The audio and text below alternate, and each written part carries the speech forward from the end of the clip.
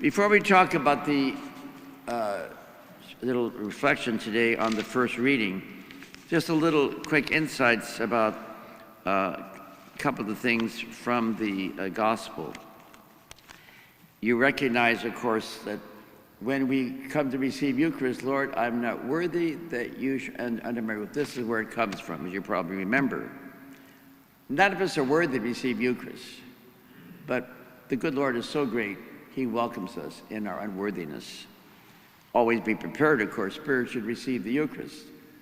Unfortunately, some people come to communion with serious sin. They say, oh, I don't have to go to confession. Well, if it's possible to go, you need to go if there's something serious. And then later in the gospel, Jesus entered the house of Peter and saw his mother-in-law. I remind people that Peter was married. The first pope was married. For the first 1,000 years in the Catholic Church, priests were married. And today, the new pastor at Sacred Heart Parish in Palm Desert is married with wife and children. He's a convert from the Episcopal Church, Anglican Church, and there are priests, the Holy Fathers allowed them to enter the Catholic Church. They were clergymen already, and they're married. So remember, in the future, there may be married priests. I don't know. I'm not looking for a wife. I'm happy. I'm too old anyway who wants me at my age. But the point is, that's not a divine command. Priests can't get married. And some people have this, no, they can't be married. The church knows what's doing. So if that happens later in married priests, wonderful. If it doesn't, that's fine too. So just a little insight. The first pope was married. Interesting. Now the reflection I want to share with you today is the first part of the reading of Genesis. The Lord appeared to Abram, and looking up, he saw 3 men standing nearby. They were strangers. He didn't know them. But what did he do? He greeted them, bowing to the ground. He said, Sir, if I'm asking you a favor, please do not go and pass your servant. Let some water be brought that you may bathe your feet, and then rest yourselves under the tree. I will bring you a little food that you may refresh yourselves, and afterward you may go on your way. Strangers. In our midst, there are strangers. And one of the things that baffles me over and over in my years as a priest, we come to church so pious, we say our novenas to St. Faustina, we say our rosaries, our hands are folded, we come to receive Eucharist, receive Jesus, and then leave church and don't say hello to somebody outside or sitting next to us. They're a stranger. I don't know that person. Why should I say hello to them? I'm always mystified when we come to church and everyone here we don't know, they're all strangers. Instead of saying, good morning, how are you today? Oh, it's a cute little child you have. How old is the little one? You walk out of church to our car and you don't even notice anybody, as if they were statues. They're people, strangers. And what did Jesus say? I was hungry, thirsty, naked, stranger, sick, and in prison. What you did for these people, strangers, you did to me, Jesus, the one you just received in Eucharist. What's our problem? There's no bridge. We love Jesus here. It's so wonderful. Who are these people? I don't know them. When I go to the market and elsewhere, I often, good morning. Do I know them? No. Why do I say good morning? Maybe they're lonely, they're tired, they're sick, whatever. They're strangers. Why do we not build a bridge between Jesus here and Jesus out there? At home, at work. Our spiritual life sometimes is very one-sided. It's not growth-oriented. How do we treat our husband, our wife, our children, the neighbor next door who's an old crank, and so on? You don't have to like them, you have to love them. Where does that come from? The Eucharist and your personal prayer life. If you have no personal prayer life, no daily time to read the scriptures and meditate on it like we did today in the first reading, then it's just all routine, go through the motions. We say our prayers, go home, and that's it. There's got to be a friendship with Jesus, our brother, our friend, our Savior. And we do what he tells us to do. That's translating it. It's like when I studied in the seminary, a lot of Latin things. You got to translate the Latin to the English so I'd understand it. So now, of course, several examples about this particular reflection. Recently, I stopped on the street there, parked my car, and saw a homeless man lying on the cement, PCH in Bellflower. Being a very shy person, I got out of the car and I went to meet him. I said, "How are you doing, my friend?" And we had a brief little visit. And he's in his 40s, and a little bike was over there and been in the street for years. He had time in prison, whatever.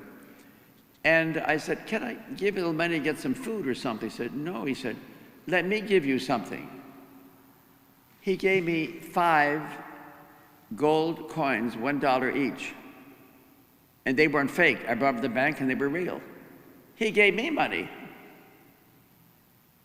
I'm going to give him money for food, and he gave me money. $5, $4 in gold coin. What do you think of that? And then, the other day, I saw another man on the street up here, 7th and Bellflower, pulled the car over, again being a shy person. I said, the man had no shirt, jogging shorts, and a pair of sandals. His feet were kind of bloody. And so I just said, "How you doing, my friend? Do you need any help?" He said, "Well, sort of," he said. He's about 40, and he came from Las Vegas. His father's up there and left us. So anyway, he looked like a sad person. I couldn't help him at all. So he said, "Thank you anyway," and that was it. That's Jesus. But Jesus, it doesn't look like the Jesus in the statues that I see at church, of the Jesus on the holy cards. That's Jesus in flesh and blood. If we don't see him there, we're missing the boat. It's nice to find Jesus here. Oh, Jesus, that's so cool. The nicest there, cool church. And out there, those people. I was hungry. I was thirsty. I was naked. I was a stranger. I was sick. I was in prison. What you did for that person, you did to me, Jesus. There's a powerful story that I read some time ago in the horrible stories of the problems that took place in Germany and elsewhere when people are treated as things, not people. There was a story where in one small town in Poland, the Jewish people were lined up in the small village. They told, dig your graves, dig the trenches. They lined up there and they just shot them. They fell in the ditches dead. One little boy, about 7, was not killed. So then they threw the dirt over the grave. He was able to extricate himself from the dirt, and he was all bloodied, his clothes were bloody, and he wandered around trying to find someone to help him. So he went knocking on doors of people, and of course they knew he was Jewish. They said, "Get away, get away, get away, don't stop here." And finally he went to one door and knocked.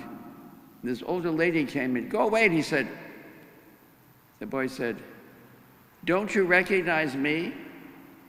I'm the Jesus whom you say you love." Wow.